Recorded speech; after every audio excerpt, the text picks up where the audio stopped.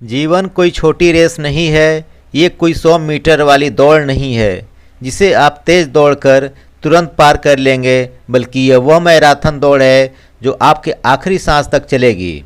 दोस्तों, ज्ञान, विद्या, एजुकेशन, ये एक माँ ही तो है, एक माँ के जैसी है जो आपको पालती है।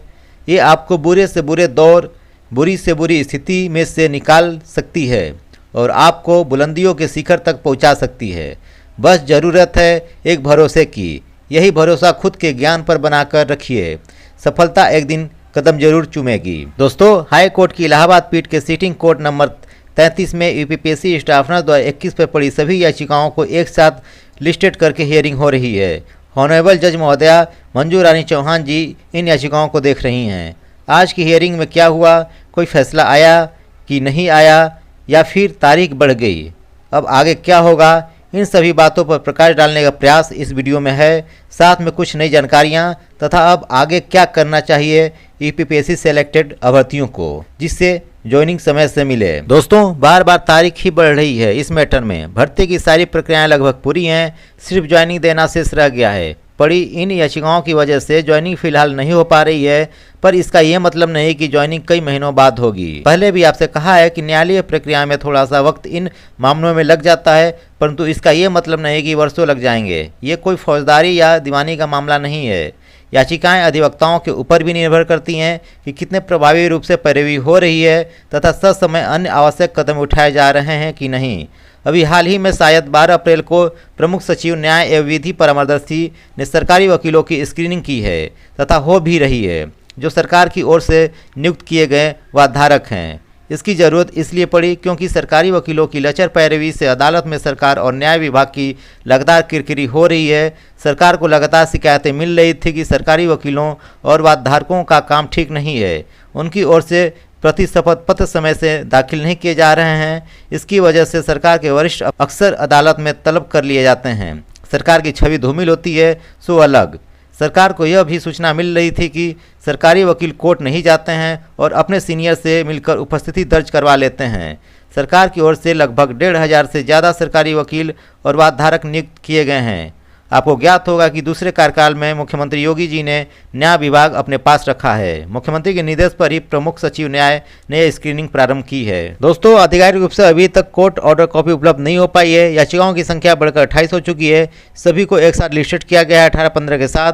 कुछ याचिकाएं कोर्ट नंबर 32 ऑनरेबल जज सिद्धार्थ जी तथा कोर्ट नंबर 34 ऑनरेबल जज सौरभ श्याम शमशेरी जी के द्वारा भी सुनी गई थीं। सभी याचिकाओं को एक एक करके तीनों सीटिंग कोर्ट में देखना पड़ रहा है, जिस वजह से कुछ ज़्यादा ही टाइम लग रहा है, ताकि कुछ भी छूटे नहीं और पूरी तथा सही बातें आप तक रख सकूं। समय ज़्यादा लग सकता है, अतः कुछ महत्वपूर्ण बातें आपके सामने रख रहा हूं। ज्वाइनिंग से संबंधित कि आगे क्या करना चाहिए तथा जैसे ही स्टेटमेंट ऑर्डर तथा सभी याचिकाओं को पुनः देख लूँगा तो आज की हियरिंग से संबंधित एक एक पॉइंट पर वीडियो चैनल पर आपको मिलेगा। दोस्तों, टीजीटी के उत्तीर्ण अभ्यर्थियों को उन्नाव के डीआईओएस ने 6 माह बाद भी नियुक्ति पत्र नहीं दे रहे थे। टीजीटी व पीजीटी अभ्यर्थियों का 31 अक्टूबर 2021 को रिजल्ट आया था। इसके बाद उन्नाव जिले में 150 अभ्यर्थियों की नियुक्ति होनी थी। किसी कारणवश उनकी नियुक्ति नहीं हो पा रही थी, तो कुछ अभ्यर्थियों ने कोर्ट का सहारा लिया, तो 114 को नियुक्ति दे दी गई, पर 38 को नियुक्ति नहीं मिल पाई स्कूल प्रबंधकों की मनमानी से, जिस पर सोमवार को यानी कि 25 अप्रैल 2022 को अभ्यर्थी मुख्यमंत्री से मिले। मुख्यमंत्री ने आश्वासन दिया कि जिले में पहुंचे, आज नियुक्ति होगी। कुछ ही देर में डीएम के पास फोन पहुंचा। निर्देश मिला कि जब तक सारी अभ्यर्थियों की नियुक्ति प्रक्रिया पूरी नहीं कर लेते, कार्यालय से डीआईओएस नहीं जाएंगे। जो स्कूल प्रबंधक नियुक्ति देने में आनाकानी करे, उसके खिलाफ रिपोर्ट दर्ज कराएं। दोस्तों, यहाँ पर इस प्रकरण को इसलिए उठाया है कि यूपीपीएससी स्टाफ नर्स की सिर्फ ज्वाइनिंग देनी बाकी है। अन्य सभी औपचारिक आवश्यक प्रक्रियाएं लमसम पूरी हो चुकी हैं। मामला कोर्ट में है, अतः जब तक कोर्ट में है, स्वास्थ्य विभाग अपने स्तर से सीधे ज्वाइनिंग नहीं दे पाएगा और न ही आयोग इस संबंध में आगे बढ़ेगा। दोनों कोर्ट के अनुसार ही चलेंगे। अब सरकार को ठोस पैरवी करके कोरोना के बढ़ रहे मामलों को कोर्ट के संज्ञान में लाकर तथा अस्पतालों में स्टाफ नर्सों की कमी से कितना नुकसान हो रहा है तथा आगे कितना होगा, कोर्ट में ज्वाइनिंग कराने की अनुमति के लिए कहें। ऐसे समय और ऐसे मामलों में हो सकता है कोर्ट अपने फैसले के अधीन ज्वाइनिंग के लिए अनुमति भी दे दे। और यह सब तभी संभव है जब न्याय विभाग पूरी सक्रियता से इसको देखे, और न्याय विभाग है मुख्यमंत्री के पास। मुख्यमंत्री से मिलना भी आसान नहीं है दोस्तों, कुछ चीज़ें और भी करनी होंगी ईपीपीएससी से सेलेक्टेड अभ्यर्थियों को, जो इस प्रकार से है। मुख्यमंत्री से मिलना भी आसान नहीं है, अतः जनसुनवाई के दिन कुछ लोग ज्वाइनिंग कराने के संबंध में एप्लीकेशन मुख्यमंत्री को दे। जनसुनवाई में सीएम स्वयं रहते हैं, मुख्यमंत्री तत्पर व्यक्ति हैं तथा रोजगार उनकी प्राथमिकता में से एक है। स्वास्थ्य व्यवस्था विशेष रूप से स्वास्थ्य मंत्री जी भी काफ़ी सक्रिय व्यक्ति हैं, साथ में इनको भी इस संबंध में ज्ञापन दें।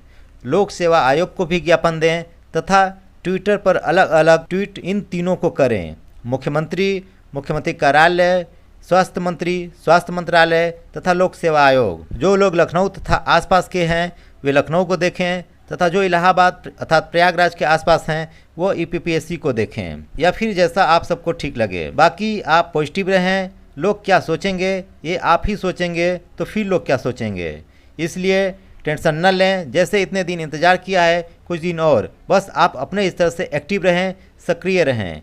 चैनल आप लोगों की बातों को हमेशा उठाएगा। एजीब इंडिया अपने स्तर से हर एक प्रयास करेगा जो हो सकता है। जय हिंद, जय भारत।